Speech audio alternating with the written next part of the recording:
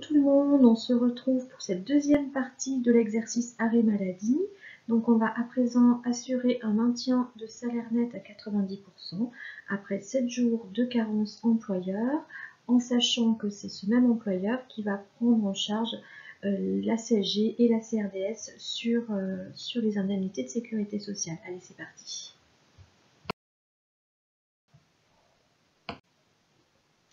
Alors, au préalable, avant d'effectuer le calcul du maintien de salaire, nous sommes bien d'accord qu'il convient bien sûr de calculer l'absence. Nous ne reviendrons pas dessus ici puisque nous l'avons déjà effectué dans la première partie. Donc nous avons effectué 3 calculs en fait, si vous vous souvenez bien. Calcul sur l'absence au réel, calcul sur l'absence selon la méthode des jours calendaires réels et selon la méthode des jours calendaires moyens. Mais le calcul de l'absence est toujours bien sûr la première étape. Deuxième étape éventuelle, si on a un maintien de salaire ou si on pratique la subrogation et que l'on applique la subrogation même sans maintien de salaire, la deuxième étape va consister à calculer les indemnités de sécurité sociale, soit pour effectuer des vérifications, soit pour être certain de pouvoir calculer correctement le complément employeur. Donc là aussi, on ne va pas recalculer cette partie, nous l'avons déjà effectuée, ce qui nous amène donc à la troisième partie, au calcul du maintien. Donc là, on peut se poser plusieurs questions. Donc première question, est-ce un maintien sur le net ou sur le brut? Donc là, clairement, ce sera un maintien sur le net. Donc lorsqu'il s'agit d'un maintien sur le net, qui prend en charge la CSG CRDS sur les indemnités de la Sécu? Dans notre cas, ce sera l'employeur, mais en sachant encore une fois que ce n'est pas le cas le plus fréquent. Le plus souvent, lorsqu'on a un maintien de salaire sur le net, c'est le salarié qui assume la prise en charge des indemnités de la CSG, de la CRDS sur les indemnités de Sécu. Concrètement, cela signifie quoi? Lorsque c'est l'employeur qui assume ces contributions, on va raisonner à partir des indemnités de sécurité sociale nettes. Et le salarié percevra vraiment son net habituel, ou 90% éventuellement de son net habituel, mais ce sera le net habituel qui sera calculé, le net qu'il aurait perçu s'il avait travaillé. Lorsque c'est le salarié qui assume les indemnités, j'y tiens, qui assume la part de CSG CRDS sur les indemnités de sécurité sociale, alors dans ce cas-là, on raisonne à partir des indemnités de sécurité sociale brutes, donc brutes au sens de la Sécu, avec les 6,7% de CSG CRDS, et le salarié percevra un salaire net moins ces 6,7% d'indemnité de Sécu. Donc ce ne sera pas tout à fait le salaire net habituel ou le salaire net qu'il aurait perçu s'il avait été présent. Donc une fois qu'on a clarifié ces deux premiers points, on peut se demander le maintien va-t-il être avec ou sans carence? Donc je vous rappelle, dans notre cas, on a une carence employeur de 7 jours, en plus bien sûr de la carence de sécurité sociale de 3 jours puisqu'il s'agit d'un arrêt maladie. Et la dernière question, le maintien va-t-il être total ou partiel?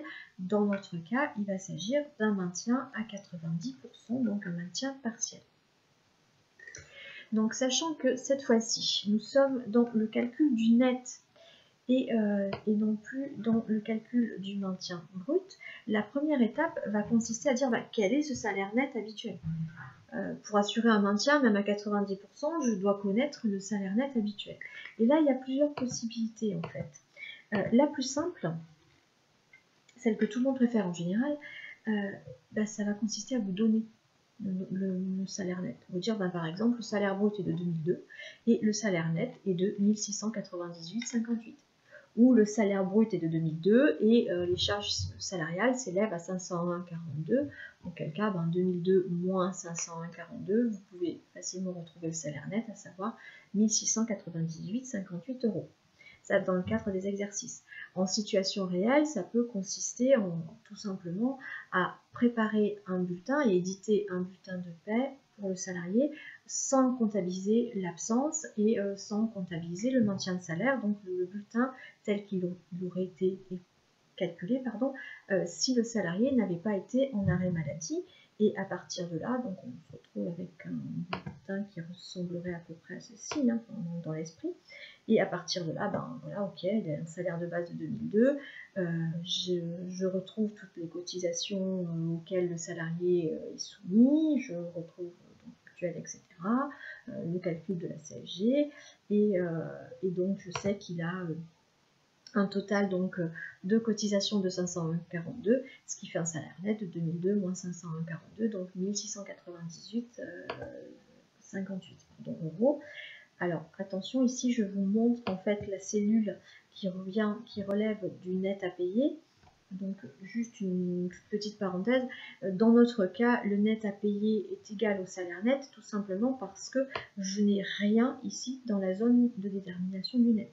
Si on avait eu des remboursements des frais, ou si on avait par exemple versé un salaire, un acompte aux salariés, ou effectué une retenue pour saisie sur salaire, eh bien le net à payer n'aurait pas été égal au salaire net. On est bien d'accord, hein, le salaire net c'est 2002 moins 501,42.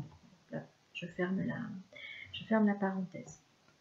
Donc, selon la première méthode, en fait, hein, que ce soit dans le cadre d'un exercice ou en situation réelle, on retrouve assez facilement le salaire net sans trop d'efforts, salaire net, j'entends, habituel. Une deuxième méthode, donc là c'est souvent plutôt dans les exercices, on va vous donner le taux global de cotisation. On va vous dire le taux global de cotisation du salarié est de 22 792 par exemple. Et donc à partir de là, eh bien, vous allez pouvoir retrouver le salaire net, puisque le montant des cotisations va être de 2002 fois le taux de cotisation, donc 22,792, ce qui revient à 501,42 en fait. Hein. Et ensuite, le salaire net, c'est le salaire brut, donc 2002, moins le montant des cotisations ainsi retrouvé, et on retombe bien sûr sur nos pieds avec 1698,58. Jusque-là, ça reste gérable pour tout le monde, je pense, et tout le monde est content. Là où ça se complique un petit peu, c'est lorsque vous êtes dans une situation, dans un exercice ou autre, et où on ne vous donne pas le taux global. Il va falloir que vous vous débrouillez, si je puis dire, pour retrouver soit le taux, soit le montant. On vous dit juste que le salaire brut est de 2002, que le salarié a une prévoyance de 2% sur les tranches A et B, équitablement réparties entre l'employeur et le salarié. Donc, dit autrement, la prévoyance est de 1% sur le salaire, hein, puisque le salaire est inférieur au plafond de la Sécu, donc de 1% pour l'employeur et 1% pour le salarié. Et on vous dit la couverture santé est de 0,5% du plafond pour l'employeur et autant pour le salarié. Et on ne vous donne aucune autre mention sur les autres cotisations, donc on en déduit que l'on va appliquer les cotisations légales, classiques, que le salarié va devoir payer. Et bien à partir de ces informations, en fait, ce que vous allez faire en gros, hein, c'est devoir retrouver finalement tous ces calculs ici, en fait, qui ont été effectués ici et qui ont mené à 501,42. En gros, c'est ça. Côté patronal, vous allez uniquement vous intéresser, pour retrouver le salaire net, uniquement vous intéresser à la prévoyance et à la complémentaire santé, parce que vous allez tout simplement en avoir besoin pour le calcul de la base de la CSG et de la CRDS, mais après, les autres taux, en l'état, ne vous concernent pas, cela ne vous intéresse pas. Donc, on est parti, hein, on est parti. La vieillesse plafonnée, on reprend le taux légal, hein, avec la base donc, qui est ici le salaire, puisque le salarié est en dessous, puis non, elle est plafonnée, donc je dis n'importe quoi, oui, donc c'est le salaire, puisque le salarié perçoit un salaire en dessous du plafond de la Sécu, donc 3428. Vieillesse déplafonnée, ça sera toujours le salaire, pour les mêmes raisons. Avec un taux à 0,40. Retraite Agir, Carco et CEG, je les ai ici regroupés dans le taux, un peu comme on fait sur le bulletin en fait. Donc ça sera toujours le salaire x 4,1, hein, vous avez compris le principe. La prévoyance, elle est de 1% sur tranche A et B, donc 1% dans notre cas sur le salaire total. La couverture santé, donc 0,5 sur 3428, puisque le plafond est de 3428 au moment où je vous parle. La CSG, CRDS, déductible et non déductible, donc 6, 8 plus 2, 9, j'aurais pu les regrouper en fait. Dans notre calcul, peu importe qu'elle soit déductible ou non déductible, il va falloir l'ajouter à l'ensemble des cotisations. Enfin, il va falloir ajouter les deux parties à l'ensemble des cotisations. Eh bien, on les retrouve en disant que c'est 98,25% du salaire brut, auquel on ajoute les parts patronales de prévoyance et de couverture santé qui, dans notre cas, sont égales aux parts salariales, puisque la répartition est à chaque fois équitable entre l'un et l'autre, donc on n'a pas besoin de réeffectuer le calcul. On peut ajouter ces deux montants-là. Dans notre cas, on est bien d'accord. La répartition n'est évidemment pas toujours égalitaire, bien entendu. Et puis, ben voilà, une fois qu'on a fait tous ces calculs, on peut ajouter tous les montants. Donc, on a une cotisation totale, un montant de cotisation totale de 542, encore une fois évidemment, ce qui nous fait le salaire net de 2002 moins 542, et on retrouve 1698,58. En gros, le travail qui consiste pour le gestionnaire de paie à dire bah, je calcule et j'édite mon bulletin à blanc, si je puis dire, avant l'arrêt, et ben vous l'avez refait tout seul en quelque sorte. Alors, je vais peut-être, enfin je sais pas, je vais peut-être faire une bêtise. Je vais vous montrer quelque chose. Disons que si on vous a demandé d'effectuer ce type de calcul qui consiste à ramener tous les taux sur la même base, je vous invite à m'écouter, sinon passez directement sur la suite, je ne veux pas vous embrouiller inutilement. Mais il est possible que pour certains d'entre vous, on vous ait dit que pour retrouver le taux global de cotisation, il fallait reprendre toutes les bases, notamment et surtout d'ailleurs quand on a des calculs, on a des bases sur la tranche 2, quand le salaire est supérieur au plafond de la sécurité sociale, il fallait ramener donc toutes les bases sur un même montant, en l'occurrence ici par exemple 2002, en faisant en sorte évidemment que le résultat, donc le montant, ne change pas et en modifiant de fait le taux en conséquence. Donc, par exemple, je m'en explique. Concernant la couverture santé, la vraie base est de 3428. Donc quel va être le taux que je vais devoir appliquer pour qu'avec une base cette fois-ci de 2002 et non plus de 3428, je puisse avoir le même montant, à savoir 17,14 €. Bien, pour retrouver le taux, en fait, le nouveau taux, le taux factice, si je puis dire, je prends le taux habituel à 0,5%, je le multiplie par sa base habituelle 3428 ou la base réelle à 3428 et je le divise par la base que je souhaite appliquer à 2002. Et effectivement, une fois que j'ai procédé de la même façon, donc avec la CSG par le CRDS et avec éventuellement toutes les bases ici que je pourrais avoir en tranche B ou en tranche 2, eh bien je vais pouvoir, ayant toujours la même base, ajouter en fait l'ensemble des taux et trouver un taux global qui en l'occurrence est de 22 792. Donc si c'est quelque chose qu'on vous demande de faire, ok, très bien, sinon voilà, vous pouvez d'ores et déjà oublier, si c'est pas clair pour vous, ce n'est pas très grave.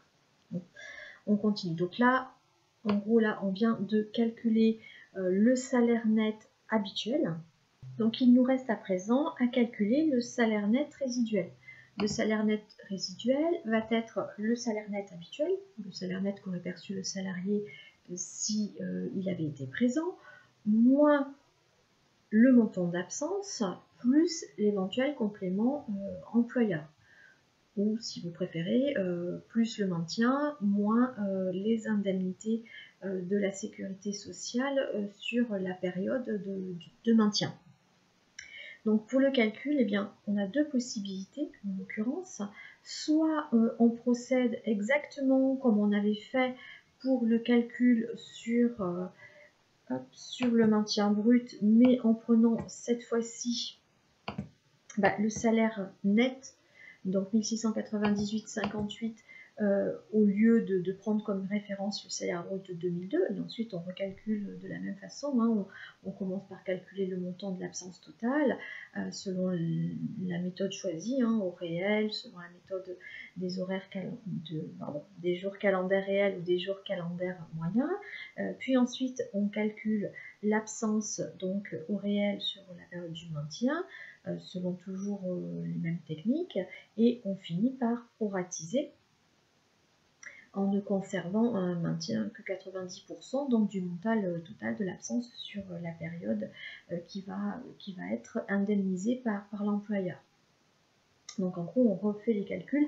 Je m'y appesantis pas parce qu'on y a quand même passé beaucoup de temps sur la première période, sur la première vidéo, et encore une fois, vraiment, les calculs sont exactement les mêmes, avec cette différence que l'on raisonne à partir du salaire net habituel ou qu'aurait perçu le salarié, au lieu de raisonner à partir du salaire brut. Donc ça, c'est la première façon de procéder, qui est aussi peut-être la plus longue. Et si vous n'êtes pas allergique aux produits en croix, j'aurais tendance à vous conseiller d'opter pour la deuxième solution, en fait, où tout simplement, vous vous souvenez, hein, on a calculé l'absence en brut et on a calculé donc le montant brut qui devrait être maintenu. Et bien dans ce cas-là, on va pratiquer un produit en croix.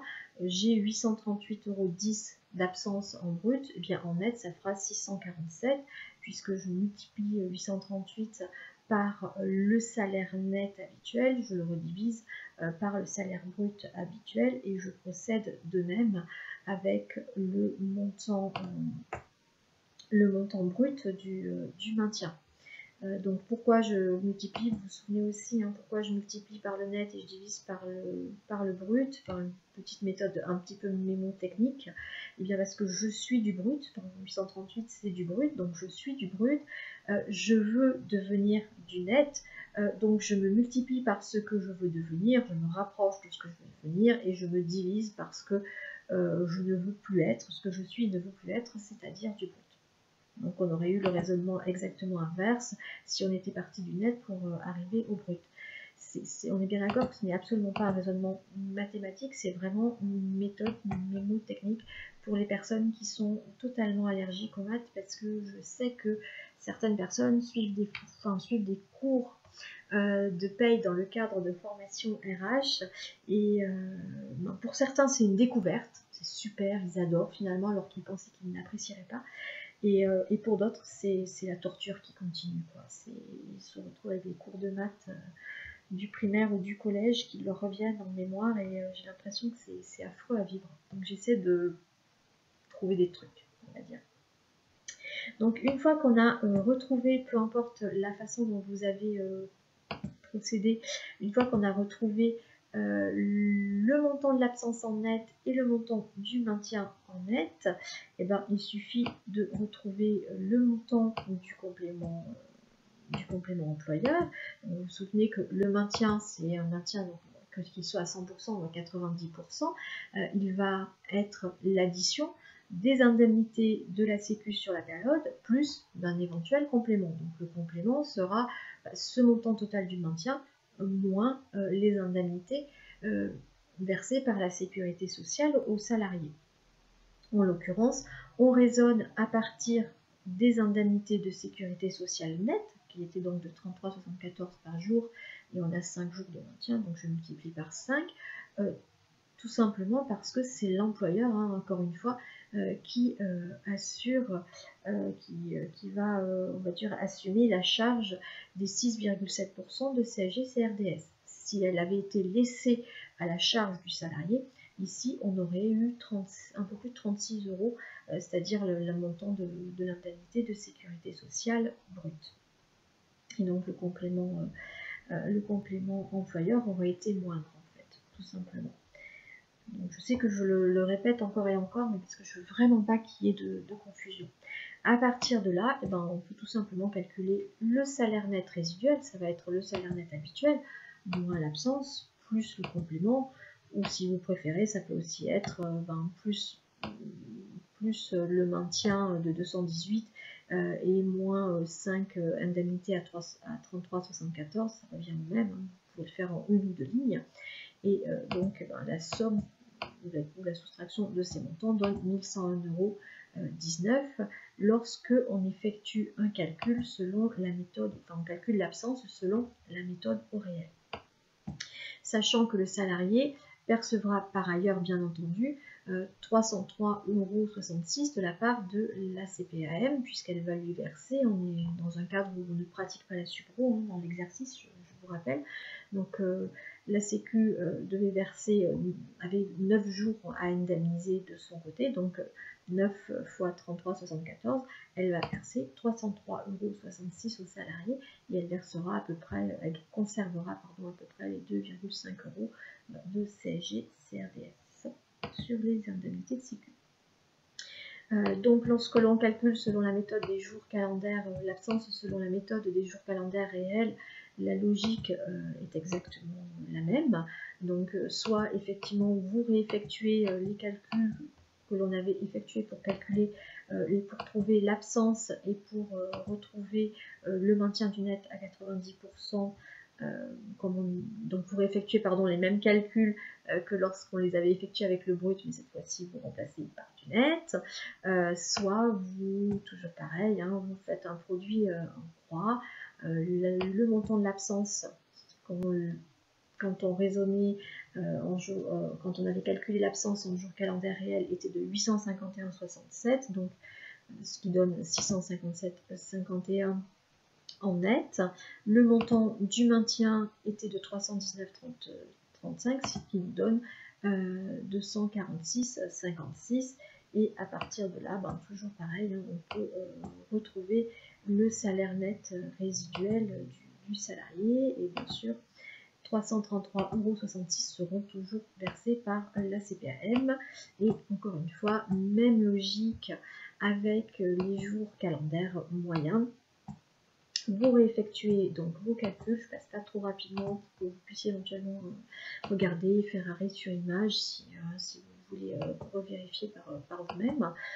Donc vous faites donc le calcul de l'absence, le calcul du maintien à 90% ou vous proratisez, vous faites un produit en croix à partir des montants que l'on avait trouvés en brut, donc 880 et 330, et vous retrouvez encore une fois le salaire net résiduel du salarié.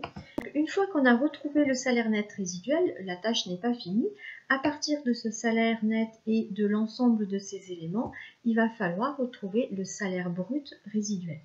Et c'est là où la tâche se complique parfois un petit peu parce que c'est la partie qui est peut-être la moins intuitive. Donc concrètement, pour effectuer ce calcul et pour passer du salaire net au salaire brut, on a en général deux façons de procéder très différentes et qui peuvent de fait induire des incompréhensions pour les uns ou pour les autres. La première façon de procéder consiste en fait à résoudre une équation à une inconnue. C'est la façon, on va dire, la plus scolaire et c'est celle qui est apprise ou transmise en général en formation. La seconde façon de procéder, c'est la technique plutôt des praticiens finalement, qui va consister à utiliser le logiciel de paie pour effectuer un calcul à l'envers, en fait, tout simplement. Pourquoi à l'envers? Parce qu'on a le salaire net et on demande au logiciel, à partir de ce salaire net, de retrouver le salaire brut qui nous convient, en fait. Alors qu'habituellement, évidemment que c'est l'inverse, on a le salaire brut et puis on calcule le net qui va correspondre. Et le logiciel, en fait, fonctionne un petit peu comme la fonction solver sur Excel. Si vous connaissez le vieux jeu, je crois plus que ça passe à la télé, mais c'était le juste prix à l'époque, c'est un petit peu la même logique. Donc on va voir tout à l'heure à partir d'Excel, mais on va voir un petit peu quel est le raisonnement suivi. Et vous allez voir que c'est pas compliqué en fait. Ça serait un petit peu long à faire si on devait le faire nous-mêmes, mais au final c'est pas très compliqué. Le calcul de l'équation à une inconnue est un petit peu plus complexe. J'ai essayé, je vous ai donné deux façons de procéder qui reviennent à peu près au même, mais la première façon, on va utiliser le tableau là que vous pouvez commencer à apercevoir de façon à ce que ce soit plus pratique ou moins théorique, on va dire, et il me semble que c'est pour les personnes qui ont vraiment des difficultés avec les maths, ça sera plus simple à comprendre, vous me direz si je me trompe. Et puis dans un deuxième temps, on fera un calcul mathématique, si je puis dire, et on résoudra l'équation à une inconnue. Il se peut, je fais juste une petite parenthèse, que pour certains d'entre vous, que vous ayez des formules en fait qui vous ont été données. Ici, elles ne seront pas opérantes, vous ne pourrez pas les utiliser, tout simplement parce que, à ma connaissance en tout cas, toutes les formules qui sont données sont des formules qui vont permettre d'effectuer un maintien du salaire net à 100% et dès le premier jour. Nous avons un maintien du salaire net à 90% et après 7 jours d'absence. Donc en gros, il faut recalculer la formule. Il faut qu'on retrouve la formule qui va nous correspondre dans notre cas très spécifique. C'est un petit peu fait exprès. Voilà, c'était important pour moi d'essayer au moins de vous expliquer le raisonnement, même si la partie mathématique échappe à certaines personnes, que au moins l'idée générale reste et que au moins vous compreniez les grands principes. Je trouve que c'est le plus important, à mon sens en tout cas. Avant de commencer les calculs, je voulais juste revenir, parce que ça je m'en suis aperçue au fil du temps, que pour beaucoup, outre la difficulté mathématique, la seconde difficulté était un problème de sens. C'est-à-dire que certaines personnes font les calculs, mais sans comprendre vraiment pourquoi et à quoi ça sert. Donc je voulais essayer de revenir sur l'intérêt et sur la façon dont on va passer du salaire net ici au salaire brut. Voilà, donc là je suis partie du salaire net qui avait été calculé lorsque l'absence est comptabilisée au réel. Ce serait le même raisonnement avec les deux autres façons de procéder, hein, évidemment. Donc dans ce cas-là, on avait une première ligne avec le salaire net habituel. Au niveau du brut, on n'a pas besoin de calculer le salaire brut de base habituel, on le connaît, c'est 2002. Même chose pour l'absence. L'absence était de 647,08. L'absence en brut, on la connaissait, c'était 838,10. On l'a même calculé avant de calculer l'absence en net, en fait. Le maintien du salaire net, même chose. 218,39 en net, on avait 282,87 en brut. Les indemnités de sécu, maintenant. On avait 168 en net, et on a toujours 168 en brut. Et c'est là où en fait ça commence à poser problème. On a exactement le même montant d'un côté et de l'autre. Et ça veut dire quoi? Ça veut dire qu'en fait, vous n'allez pas pouvoir dire pour le brut, comme on l'a fait pour le net, j'additionne ou je soustrais l'ensemble des montants et hop, je trouve mon salaire net résiduel total. Si vous additionnez et soustrayez l'ensemble de vos montants, vous retrouvez un montant de 1476,07. Et je peux vous assurer qu'avec ce salaire brut-là de 1476,07, si vous l'appliquez, vous pouvez tester, vous ne retomberez pas sur 1101,19 €. Et c'est à cause de ce montant qui reste le même d'un côté et de l'autre. Je vais essayer de vous expliquer un tout petit peu. Regardez, imaginons. Donc là j'ai reconstitué le tableau que nous avons utilisé tout à l'heure avec l'ensemble des charges salariales. D'accord? Donc, si on prend le salaire brut de base, on a 2002 ici, on le passe à la moulinette des charges, si je puis dire, hein, on déduit 6,90, 0,4, etc. Et on arrive à 1698. Ça va être la même chose pour tous les montants. Pour les indemnités de sécu, on a 168 ici. Si on met 168 plus exactement ici, vous vous doutez bien que quand on va commencer par enlever 6,90 et ainsi de suite, on n'aura plus 168 en net. Or, c'est ce que l'on veut, c'est ce que l'on a, enfin, c'est ce que la Sécu va verser. Ça, on en est certain, quoi. Donc, vous vous souvenez l'histoire de la paye à l'envers, là? Bah, c'est ça, hein. J'ai 168 en bas, en net, Et je vais ajouter, allez c'est parti, ma CSG, la couverture santé, la prévoyance, tac tac tac tac tac tac tac tac tac. Et je vais devoir retrouver un montant ici qui pour l'instant m'est inconnu. Et en gros, ce que j'appelle l'ajustement ou la régularisation sur le net, le montant ici, ça va être les 168 plus ce fameux ajustement régularisation sur le net. Et concrètement, ça consiste, c'est quoi ce montant? C'est finalement les charges qu'on aurait payées pour ce montant de 168,70 € si ça avait été un élément de salaire, en fait. Il faut, ce qu'on dit en général, c'est qu'il faut charger les indemnités de sécu. Elles sont nettes, elles ne doivent plus l'être, en fait. Le problème, c'est que on ne sait pas. On ne peut pas appliquer un pourcentage lambda.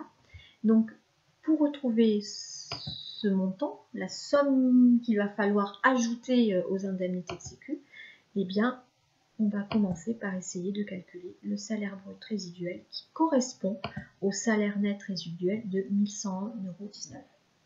Et une fois qu'on aura ce salaire, eh bien, on pourra retrouver le montant à ajouter aux indemnités de sécu, puisque ça sera ce salaire global moins toutes les sommes qui auront été ajoutées ou soustraites, on va dire. Ça sera, là, ça reviendra à une simple soustraction, addition, soustraction. D'accord? Donc, juste une petite parenthèse. Là, effectivement, j'utilise les indemnités de sécu nettes. Si j'avais considéré que la CSG et la CRDS devaient être réglées par le salarié, et nous aurions utilisé ici les indemnités de sécu brutes, et ça serait revenu au même, on est d'accord. Ici, en fait, j'aurais fait moins 180 de mémoire, j'espère que je ne me trompe pas, ce qui nous fait un net inférieur, logique, puisque on déduit 6,7% de sécu. J'y tiens, hein, de CSG, CRDS sur les indemnités de sécu, puisque c'est le salarié qui perd ces 6,7% et ce n'est pas l'employeur qui lui verse en compensation, en quelque sorte. D'accord? Mais du coup, ici, j'aurais eu aussi moins 180,80.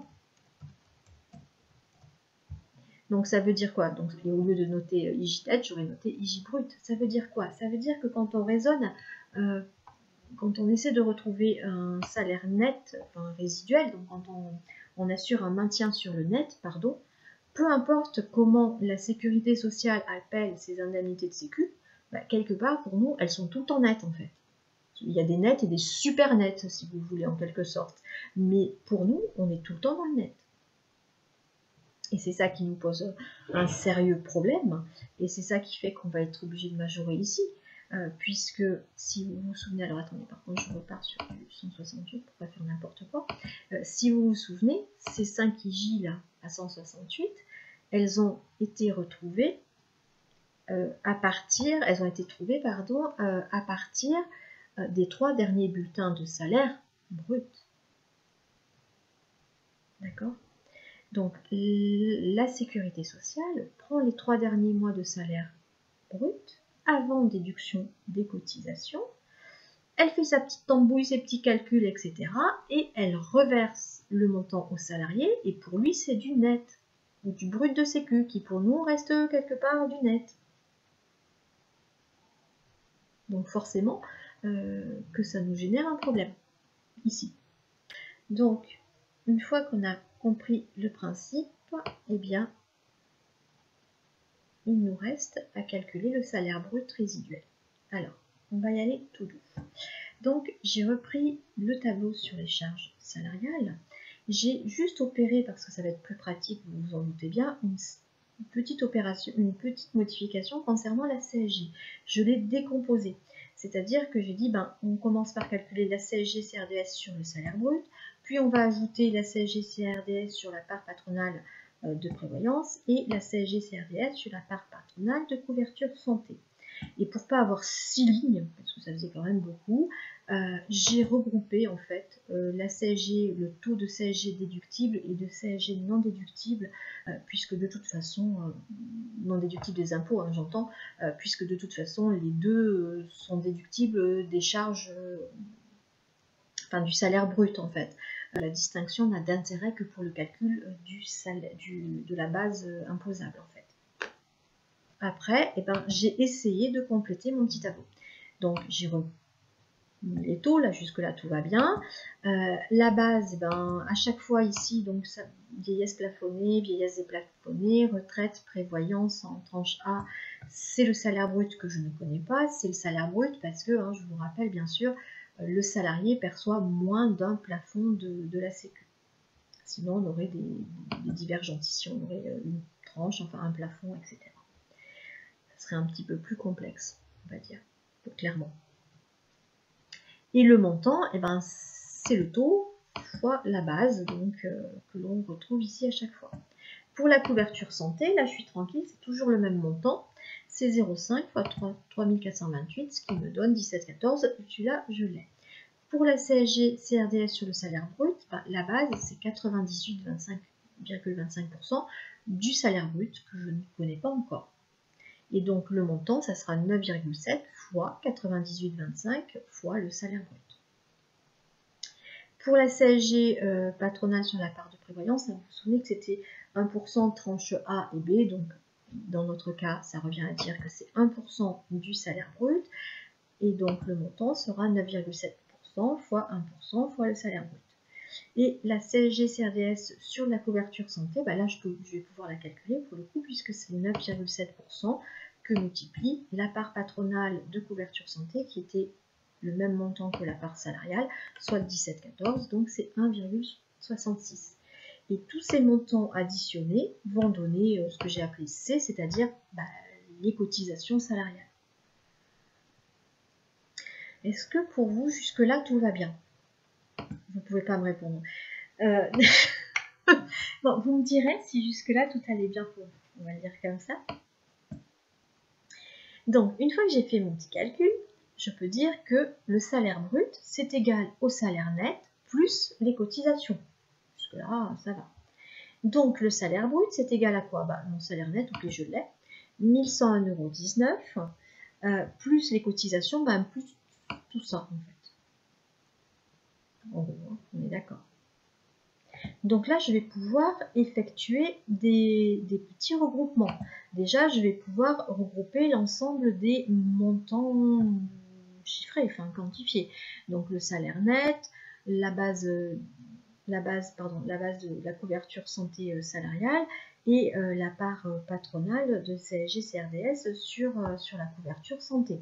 Donc là, je peux regrouper tous les montants, ce qui me fait 1119,99 €.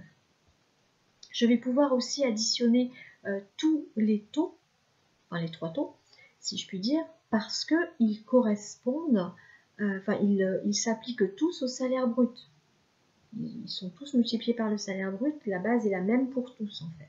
Donc quand je les additionne, ça fait 21,9372 fois bien sûr le salaire brut. J'arrondis ici à 4 chiffres après la virgule, tout simplement parce que c'est l'arrondi, enfin c'est pas pratique, 2 ça serait mieux, mais c'est l'arrondi qui va me permettre de retrouver un salaire brut résiduel qui correspond pile poil en fait. En arrondissant à 2 chiffres après la virgule, j'avais une différence de quelques centimes, 2-3 centimes de mémoire, c'est pas énorme, mais je sais que pour les personnes qui déjà sont un petit peu en difficulté, qui doivent vraiment se concentrer, si en plus il y a une différence de 2 ou 3 centimes, ça va être encore plus perturbant. Donc du coup, j'ai préféré, tant pis, ne pas arrondir après 4 chiffres après la virgule, c'est pas forcément très pratique, mais au moins c'est plus sécurisant. Donc ensuite, alors le salaire brut à présent, on sait que le salaire brut, c'est un salaire brut. Et un salaire brut, c'est l'équivalent de 100% du salaire brut. Si je prends 100 et que je divise par 100, j'ai 1 en fait. Et 100%, ça veut dire c'est le salaire brut dans son intégralité. Je le prends entièrement. D'accord? Donc je peux noter que salaire brut ou 100% du salaire brut, ça veut dire la même chose. Et ça m'arrange, bien sûr, vous doutez bien, de noter 100% du salaire brut. Donc 100% du salaire brut est égal à cette équation. Donc si 1119 plus un pourcentage du salaire brut est égal à 100% du salaire brut, alors 1119 va être égal à 100% du salaire brut moins un pourcentage du salaire brut. Les deux pourcentages portent toutes les deux sur la même base, en l'occurrence le salaire brut. Je peux donc opérer la soustraction et dire que 100% moins 21, 92, 72, 93, 72%, ça fait 78,0627% de salaire brut, qui est égal à 1119,99. Et donc le salaire brut, de la même façon que l'addition ici est devenue soustraction quand elle est passée de l'autre côté du signe égal, et bien de la même façon, le pourcentage ici qui était multiplié par le salaire brut, je vais le faire passer de l'autre côté et il va cette fois-ci diviser le montant de 1119,99. Si une partie du salaire brut égale 1119,99, alors 1119,99 que divise cette partie va être égal au salaire brut, c'est-à-dire 1434,73. Je ne suis pas sûre de m'en être bien sortie là avec mes explications. J'ai essayé de revenir sur des choses, des explications mathématiques qui pour certains je pense vont être évidentes, mais pour les personnes qui ont manqué le coche enfant et pour qui les maths sont un cauchemar, je sais que c'est pas évident et je sais pas si je vous ai aidé, je suis vraiment pas sûre. J'ai essayé de faire de mon mieux et de l'expliquer le moins mathématiquement possible, si je puis dire. Voilà, j'espère que c'est à peu près clair. Vous me direz ce qu'il en est. Et je continue à travailler là-dessus pour éclaircir. Donc on a enfin quand même retrouvé au passage notre salaire brut. On est content, on a 1434. Donc vous vous souvenez, tout à l'heure on était à peu près à 1476, donc vous voyez bien qu'il y a une petite différence. La méthode alternative qui est très mathématique, donc là je vais passer peut-être un petit peu plus rapidement parce que ça revient au même en fait, globalement. Ça consiste à dire le salaire net c'est le salaire brut moins les cotisations. Donc ça revient à dire que c'est 1101,19 € égale salaire brut moins C, salaire brut et C. Donc là j'ai deux inconnus. Il va falloir que je décompose C, donc les cotisations, de façon à les exprimer en salaire brut pour que je n'ai plus qu'une seule inconnue. Donc c'est, comme on l'a vu tout à l'heure, c'est égal à 12,31. J'ai ajouté tous les taux, on est d'accord, qui sont ici, là, voilà, j'ai ajouté tous ces taux-là. Donc c'est 12,31 fois le salaire brut, plus la CSG-CRDS, plus les 17,14 de mutuelle. La CSG-CRDS, même combat, il va falloir que je la décompose et que je l'exprime en pourcentage ou de salaire brut, de façon à ne plus avoir encore une fois qu'une seule inconnue. Donc on sait que la CSG-CRDS c'est 98,25% du salaire brut, plus 1% du salaire brut, plus la mutuelle on connaît c'est 17,14, et que tout ce montant-là est multiplié par 9,7%. Donc je simplifie, on va dire, mon équation et j'arrive à CSG-CRDS est égal à 9,5302 fois le salaire brut, plus 0,097% fois le salaire brut, plus 1,66. Et je place cette équation ici à la place de CSG-CRDS, dont C égale 12,31 fois salaire brut, plus cette équation, plus les 17,14. Je simplifie mon C, et donc mes cotisations, et j'arrive à un résultat qui consiste à dire que, ok, les cotisations, c'est 21,93 9372% du salaire brut, plus 18,80. Je reprends du coup mon équation là-haut et je dis, ok, donc le salaire net 1101,19 € égale le salaire brut moins cette équation qui est exprimée en salaire brut, ce qui m'arrange. Et je la simplifie, et j'arrive au final, forcément, au même résultat que précédemment. Donc, je ne suis pas entrée dans les détails parce que si vous suivez ici, c'est que vous avez, je pense, les capacités de suivre le raisonnement. Vous me direz si je suis allée trop vite ou quoi, ok, ça. Et ça revient à dire quoi, ça? Le 1119,99, en fait, c'est le salaire net, plus la part salariale de mutuelle, dans notre cas, plus la CSG-CRDS sur la mutuelle. D'accord? Donc, et le tout est divisé par 78,0627%, enfin 0,627%. Donc ça va être notre formule dans notre cas à nous qui nous occupe ici en fait. Et une fois que j'ai cette formule, je vais pouvoir l'appliquer aux autres calculs. Donc, au préalable, je vais récupérer bien sûr mon salaire net et puis je vais pouvoir à présent reconstituer mon tableau et constater que j'ai 333,54 € de cotisation, ok. Et je vous fais remarquer juste au passage que si on regarde le taux global en fait, donc pour ce salaire brut de base de 1434,73 et avec une cotisation de 330 et donc un ensemble de cotisations de 333,54, ça me fait un taux global en fait de 23,25%, taux global de cotisation, j'entends, j'aurais dû noter d'ailleurs, de 23,25%. Il était de 22,792 quand on avait raisonné à partir du salaire habituel de 2200 €. Donc c'est plus élevé. C'est plus élevé pourquoi?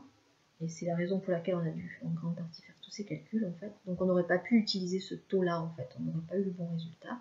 Et c'est tout simplement parce que ici, on a la couverture santé qui n'a pas la même base que les autres en fait. Quoi qu'il arrive, la part salariale sera de 17,14. Le salarié perçoit 1434, la part salariale est 17,14. Le salarié à 2002, la part salariale est 17,14. Il aurait eu 5000 €, la part salariale aurait aussi été de 17,14, avec cette option mutuelle, on va dire. Et ça va se répercuter sur la base CSG-CRDS, puisque, comme vous le savez, on inclut dans la base CSG-CRDS la part patronale de mutuelle, qui est du même montant et qui lui aussi est fixe et sera exactement le même, quel que soit le salaire du salarié en fait. Ce n'est pas proportionnel. Donc plus le salaire brut sera bas et plus proportionnellement parlant, la couverture santé sera, on va dire, importante. Et c'est pour ça qu'on se retrouve avec des taux différents en fait. Et c'est pour ça qu'on n'a pas pu récupérer ce taux de 22,792% pour l'appliquer dans le cas qui nous occupe.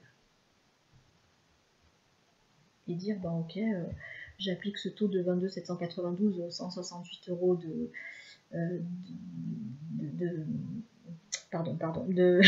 d'indemnité de sécu, et ok, c'est bon, j'ai le bon résultat. Non. Non, ça marche pas, parce que c'est plus le même. Bon, j'arrête mes tergiversations, parce que j'arrive même plus à parler, en fait. Hop. Et cette fois-ci, pour calculer le salaire brut qui correspond au salaire net lorsqu'on avait calculé l'absence en jour calendaire réel ou en jour calendaire moyen, on ne va pas tout reprendre, on peut pour le coup utiliser la formule, puisque pour le coup là elle est totalement adaptée, cette formule, au cas qui nous occupe. N'allez pas imaginer que cette formule est adaptée à toutes les situations lorsque on aura un maintien de salaire à 90% du net avec 7 jours de carence. Elle est adaptée compte tenu des cotisations actuelles, des cotisations de prévoyance qui sont celles du salarié. Donc, je suis désolée, mais il faudra refaire le raisonnement si vous aviez un cas un petit peu similaire. Donc là, pour le coup, en tout cas, je peux utiliser la formule. ce qui me permet de trouver un salaire brut de 1457,46 lorsque l'absence est comptée en jours calendaires réels et de 1439,92 lorsque l'absence est comptabilisée en jours calendaires moyens. Donc une fois qu'on a ainsi retrouvé les salaires bruts reconstitués, il devient facile de calculer l'ajustement sur le net, c'est-à-dire calculer le montant qui va devoir être soustrait aux autres éléments du salaire brut pour retrouver le salaire brut reconstitué que nous venons de calculer. L'opération est tout simplement une soustraction de façon très classique. On va prendre le salaire brut reconstitué et on va lui soustraire l'ensemble des autres éléments du salaire brut, donc le salaire de base, le montant de l'absence, le montant du maintien de salaire et les indemnités de la sécurité sociale. Et il nous reste à voir, et ça va être un peu plus intuitif, ce qu'il en est lorsque l'on reconstitue le salaire brut à partir du calcul à l'envers en paie. Alors, je reviens après une petite pause parce que j'ai élargi la zone d'enregistrement de l'écran de façon à ce que les deux bulletins apparaissent. J'espère que de fait ce ne sera pas trop petit pour vous et que vous pourrez lire. Donc pourquoi deux bulletins? Parce qu'en fait on a deux présentations possibles différentes. Donc sur chacun des bulletins, bien sûr que l'on va noter le salaire de base, le montant de l'absence, ainsi que le maintien de salaire. Et concernant donc les indemnités de sécurité sociale chargées, on a deux solutions. Donc soit effectivement on charge directement, si je puis dire, les indemnités de sécu, les indemnités qui étaient de 168,70, on augmente artificiellement bien sûr leur montant pour ajouter donc les charges afférentes ici, soit on procède donc avec les deux lignes, comme je l'ai évoqué. Donc on note les indemnités de sécu telles qu'elles seront reversées, donc 168,70 en l'occurrence. Et ensuite, on ajoute donc une ligne qui en général s'appelle régularisation sur le net ou ajustement sur le net, et dans laquelle on va intégrer les charges en quelque sorte afférentes aux indemnités de sécu. Étant entendu que évidemment 168 plus 41,34 vont donner 210,04. Le montant total sera évidemment le même. Alors ne faites pas attention à ces montants, ce sont mes anti-sèches en fait pour les calculs, tout simplement. Donc comment procède-t-on lorsqu'on fait un calcul à l'envers? En fait on précise tout simplement au logiciel qu'on veut obtenir un salaire net lambda, donc ici 1101,19 €. Je m'empresse de préciser ou de rappeler que ici le salaire net est égal au net à payer, tout simplement parce que nous n'avons aucun élément dans le net. Si on avait eu des frais à rembourser aux salariés, ou si on avait dû lui retirer des sommes suite à des saisies, à des acomptes, ou que sais-je encore, évidemment que le net à payer n'aurait pas été égal au salaire net, puisque le salaire net c'est le salaire brut moins les cotisations, et le net à payer c'est le salaire brut moins les cotisations, donc le salaire net est plus ou moins les montants intégrés dans la zone du net. Donc je ferme la parenthèse, c'était juste pour bien revalider au cas où. Et hop, donc on indique en tout cas pour faire un calcul à l'envers, on indique au logiciel que l'on veut obtenir un montant, en l'occurrence de 1101,19 € en net à payer, à charge pour lui de retrouver le brut qui convient, et on lui spécifie que la rubrique, ou si vous préférez la cellule, qu'il pourra modifier ou qu'il devra modifier pour obtenir le brut qui convient, sera celle des indemnités de sécu, ou sera la rubrique ou la cellule qui s'appelle régularisation sur le net ou ajustement sur le net. Une fois que le logiciel sait cela, alors en général les indemnités du coup ici elles sont en fait à 168,70 au départ, ce qui fait une régularisation bien sûr à 0, clairement, et le logiciel en fait va augmenter ou enfin diminuer en l'occurrence, puisque c'est un montant négatif, le montant progressivement, de centime en centime. Donc là, je vous montre juste au tout début, mais évidemment qu'il est légèrement, mais alors légèrement plus rapide que moi. Et tant que le brut ici ne permet pas d'obtenir le net qu'on lui a désigné, donc en l'occurrence les 1119, et ben il continue en fait. Donc je vais continuer, mais je vais aller un petit peu plus vite quand même. Hop, on va passer directement à 180. Donc 180, on voit que le net en bas ne correspond toujours pas, donc ce qui fait 11,30 si je raisonne avec la rubrique de régule sur le net. Donc je passe à 190 ou à 21,30, ce qui revient au même et ça ne va toujours pas. Je passe à 200 et on se rapproche, mais ça ne va pas. 210, donc forcément on chauffe, et puis bon voilà, 210, 0,4 ou 41,34 avec la régule sur le net. Vont permettre de trouver le résultat. Et le raisonnement va évidemment être le même lorsqu'on calcule l'absence autrement. Donc là, j'ai procédé avec le salaire net et les éléments du brut qui correspondaient au calcul au réel. Mais si on raisonne avec les éléments qui correspondent au calcul en heures, enfin, où on avait calculé l'absence, pardon, selon les jours calendaires réels, donc on avait une absence de 851,61 €. On avait en réel, en jour calendaire réel, un maintien qui était de 319,35. Normalement, on est bon, et on devait assurer un maintien de 1118,93. Donc voilà, on procède de la même façon. Donc, et en l'occurrence, on va tricher un petit peu. Les easy chargés qui correspondent au net, qui vont permettre d'obtenir le brut qui va correspondre au net souhaité, y arriver, sont de 210,28 ou si vous préférez, la régularisation sur le net sera de 41,58 et le salaire brut de 1457,46 comme on l'avait déjà du reste retrouvé. Et même logique, hein, lorsque l'on calcule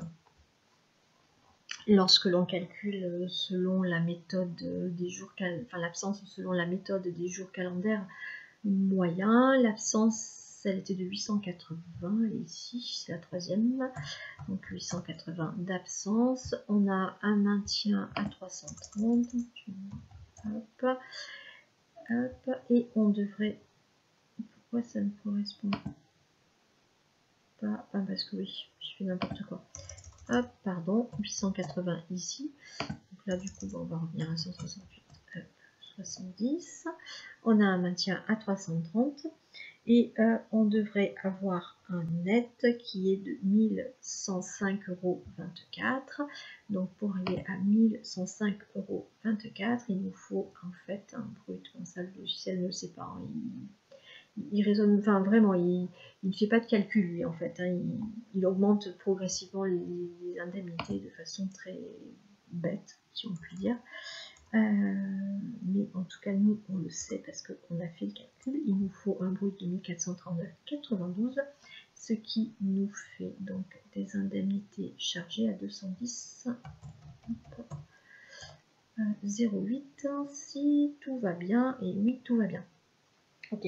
Et cette trame, en tout cas pour lorsque vous avez un salaire brut qui est sous le plafond, franchement sous le plafond je dirais, ou franchement au-dessus du plafond, vous pouvez l'établir. Alors après, retrouver les indemnités chargées, ça va être long, hein, parce qu'on joue vraiment, c'est un petit jeu de fourmis on va dire, mais clairement vous pouvez l'établir très facilement, parce que concrètement, au niveau des formules, j'ai juste indiqué que ce montant était la somme de ces montants-là, que ces montants-là correspondaient à la multiplication de ces montants par ces taux, que ce montant était égal à la somme de ces montants, et que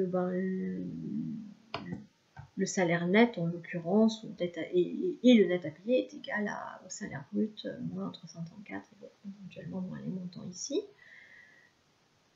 Et ensuite, bon, bien sûr, j'ai posé les taux, évidemment. Et puis, comme le salarié perçoit moins du plafond, j'ai noté que toutes les bases, sauf bien sûr la base de la complémentaire santé et la base de la CSG, étaient égales au salaire brut, en l'occurrence. Il reste à calculer effectivement la base de la CSG, mais c'est quand même pas très compliqué. Hein. C'est le salaire ici fois 98,25, plus en gros les parts patronales de prévoyance et de complémentaire santé. Et ce sont les seuls calculs que j'ai effectués en fait. Et après, automatiquement, quand vous modifiez le montant des indemnités chargées, tout est modifié en conséquence. Donc c'est assez facile intuitivement à reproduire. Si vous aviez eu un salaire ici supérieur au plafond, il aurait fallu bien faire attention avec les bases, noter les bonnes bases et les bonnes formules. C'est un petit peu plus complexe, mais ça me semble jouable.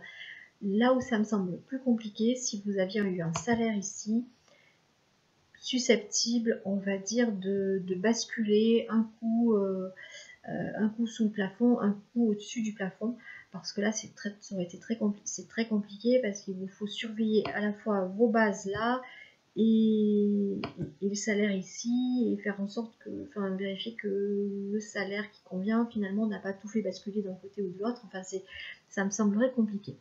Mais en tout cas, c'est clairement cette façon assez intuitive de procéder et est clairement jouable lorsque vous avez un salaire en dessous du plafond.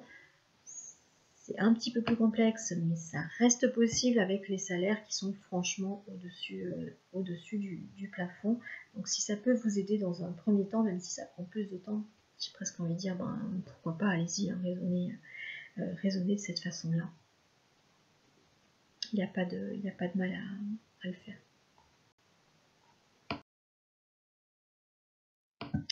Et bien voilà, on en a fini avec cet arrêt maladie. J'ai l'impression d'avoir été un petit peu moins laborieuse sur la deuxième partie que sur la première, mais bon, c'était pas hyper fluide. Bon, j'espère que malgré tout, ça a pu vous aider. Sinon, n'hésitez pas à me dire les points qui ne sont pas clairs. J'essaierai de vous répondre. Je ne peux pas vous dire pour l'instant ce que sera la prochaine vidéo. Je suis encore un petit peu hésitante, j'ai plusieurs demandes et je ne sais pas laquelle traiter en priorité. Bon, a priori, je partirai sur le calcul d'un bulletin un petit peu complexe avec des régularisations à effectuer, mais bon, je suis encore un petit peu hésitante avec les congés payés. Et puis à un moment donné, je pense que je vais aussi insérer encore un petit peu de droit ou un petit peu de RH parce que j'ai vraiment besoin d'alterner. Donc là, vous me le demandez moins, c'est vrai, mais on va dire que ça me fait plaisir à moi et que j'ai besoin de passer de l'un à l'autre. Je suis pas une gestionnaire paye pure, pas du tout. Bien au contraire, je suis vraiment mixte et j'ai vraiment besoin des deux points. Bon. Ceci étant dit, je vous souhaite une très bonne soirée ou une très bonne journée. Je ne sais pas à quel moment vous visionnerez la vidéo. Et puis je vous dis à très bientôt. Ciao!